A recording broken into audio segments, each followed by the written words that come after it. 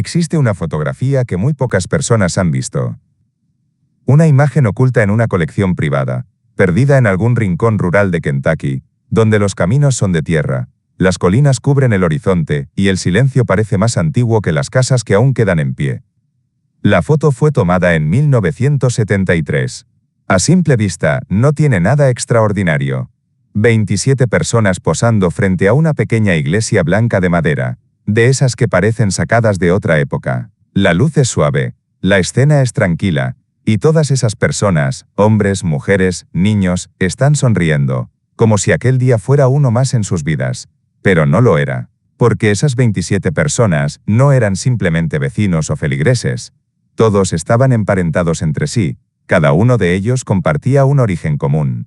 Un genealogista, al rastrear su árbol familiar, descubrió algo que heló la sangre incluso de quienes estaban acostumbrados a estudiar linajes inusuales.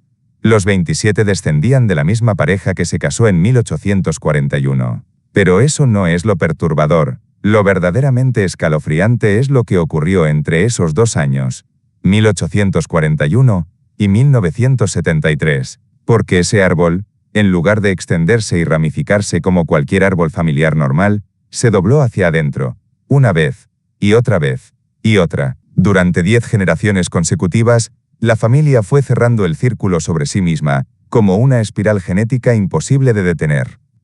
No estamos hablando de casos aislados ni de historias vagas. Estamos hablando de matrimonios entre primos, y no primos lejanos, primos hermanos, primos segundos, sobrinos, tíos, ramas enteras que se mezclaban entre sí hasta que la frontera entre reunión familiar y ceremonia de boda se volvió completamente indistinguible. Para la 6ª generación, los niños que nacían ya no compartían solamente la sangre de sus antepasados. Compartían, literalmente, el mismo código genético repetido una y otra vez, como una fotocopia, hecha sobre otra fotocopia, cada vez más borrosa, cada vez más defectuosa. Y lo más inquietante es que esta historia no ocurrió en una civilización antigua, aislada o extinta. No ocurrió en un palacio real donde el poder justificaba cualquier unión prohibida. No ocurrió en Egipto, ni en Europa medieval, ni en una dinastía perdida en la historia. Esta historia ocurrió aquí, en Estados Unidos, en el corazón de Apalaquia, en un valle tan escondido que el mundo exterior tardó más de un siglo en enterarse de lo que pasaba dentro. Y lo que ocurrió allí desafía todo lo que creíamos saber sobre la biología humana. Porque los niños nacidos de esas uniones no deberían haber sobrevivido. Científicamente, médicamente, estadísticamente, sus cuerpos no debieron resistir. La genética dice que nunca debieron pasar de los primeros meses de vida. Y sin embargo, lo hicieron, generación tras generación, década tras década. ¿Y por qué? Esa es la parte más oscura. La razón por la cual sobrevivieron no es un milagro. Es una pesadilla biológica, un fenómeno tan extraño, tan perturbador y tan extremo, que los científicos que investigaron sus registros terminaron sin poder dormir por días. Y hoy por primera vez vas a escuchar esta historia completa. Una historia que se quiso ocultar. Una historia que muchos aún temen contar. Una historia que te perseguirá mucho después de que este video termine.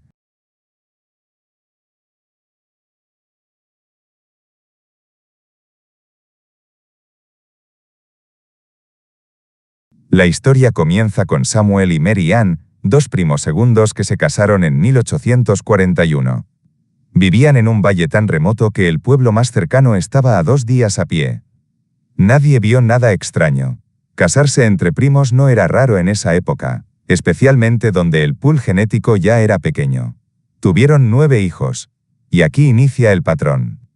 4 de esos hijos se casaron dentro de la propia familia, no primos lejanos, primos directos. Para 1870, la 2ª generación estaba completa, 12 adultos. 8 de ellos también se casaron con familiares. Los pocos que intentaron salir del valle, volvieron. Por lealtad, por miedo, por vergüenza. O porque tal vez sabían que afuera la gente vería lo que se estaban convirtiendo.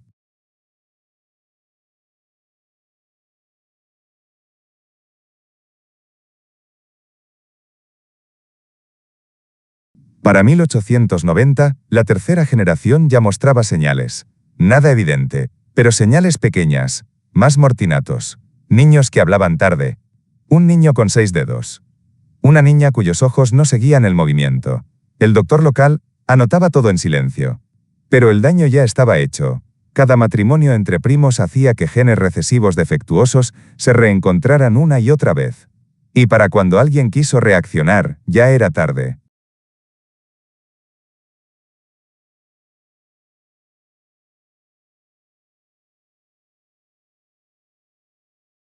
Entre 1900 y 1930 nacieron niños con sordera total, ausencia completa de vello corporal, paladares hendididos extremos, discapacidades intelectuales profundas, deformaciones óseas. Pero la familia siguió casándose entre ellos. Incluso un hombre se casó con su propia sobrina. Algunos decían que un predicador les dijo que mezclar sangre era traicionar a Dios. Tal vez era cierto.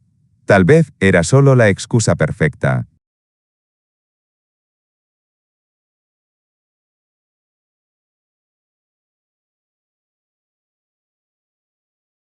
Para 1920, empezaron a nacer niños que parecían imposibles. Piel casi transparente, huesos tan frágiles que se rompían al levantar una taza, cerebelos incompletos, parálisis total, bebés que no podían alimentarse. Entre 1925 y 1950 hubo 43 embarazos. 21 no llegaron a término. 9 niños murieron antes de los 5 años. La biología estaba fallando, pero la familia seguía adelante.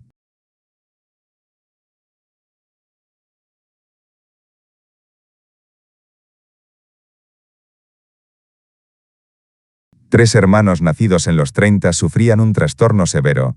No podían exponerse al sol. Su piel se ampollaba en minutos. Vivían como criaturas nocturnas. Otros niños nacieron con el maxilar inferior tan sobresalido que no podían cerrar la boca, hablar o comer. Uno vivió conectado a una sonda hasta morir a los 14. Aún así, seguían casándose entre ellos.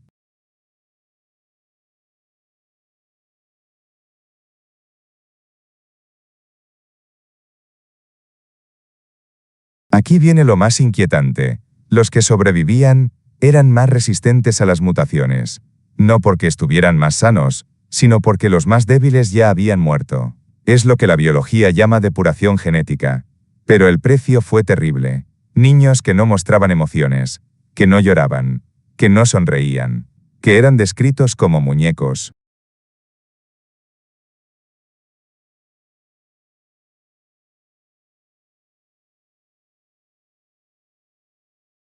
Una niña llamada Sara fue inscrita en segundo grado.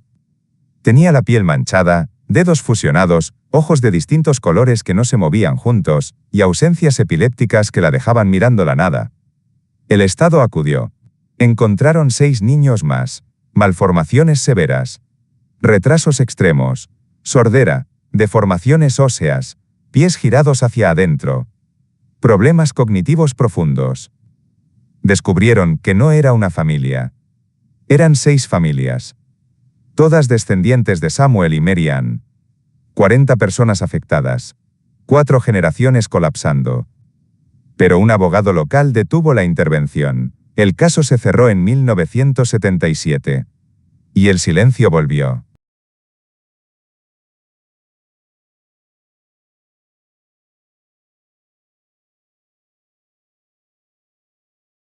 Entre 1985 y 2005 nacieron más niños. Sin registros. Sin médicos. Sin escuela. Un joven de 22 años llegó a emergencias en 2003 tras un accidente.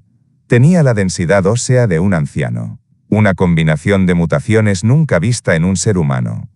Cuando le preguntaron por su familia, se marchó sin volver. Una niña de 7 años llegó a un consultorio en 1998. No hablaba. No podía leer. Con docenas de cicatrices autoinfligidas. Nunca regresó a su cita. Para 2010, la familia era un fantasma, sin registros, sin huellas, solo rumores. ¿Existe una generación 11? Tal vez. Se habla de un bebé nacido en 2015, pero nunca registrado.